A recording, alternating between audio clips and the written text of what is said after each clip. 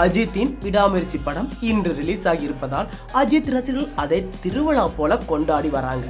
முதல் நாளில் மட்டும் சிறப்பு காட்சிக்கு தமிழக அரசு அனுமதி அளித்திருப்பதால் 5 காட்சிகள் திரையிடப்பட்டிருக்கிறது. படத்தின் கதை என்ன அப்படின்னா, அர்ஜுன் கதாபாத்திரத்தில் வரும் அஜித் குமார், கயல் கதாபாத்திரத்தில் வரும் த்ரிஷா இருவருமே 12 ஆண்டுகளுக்கு முன்பு காதலித்து திருமணம் செய்து கொள்றாங்க.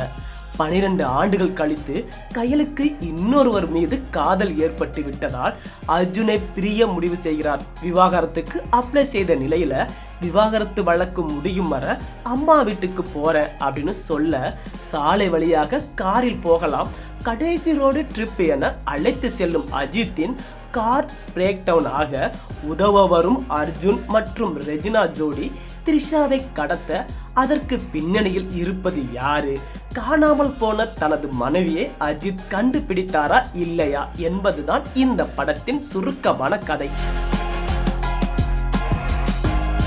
தற்போது முதல் நாள் வசூல் பற்றி தகவல் வந்திருக்கிறது. விடாமுயற்சி படம் உலக அளவில் 46 கோடியிலிருந்து 50 கோடி வரை வசூல் செய்திருக்க வாய்ப்பு இருப்பதாக சினிமா வட்டாரத்திலிருந்து தகவல் வந்திருக்கிறது. அதிலும் தமிழ்நாட்டில் மட்டும் 20 கோடியிலிருந்து 22 கோடி வரை வசூல் செய்திருக்க வாய்ப்பு இருக்கிறது அப்படின்னு சினிமா வட்டாரத்துல பேசிட்டு இருக்கிறாங்க.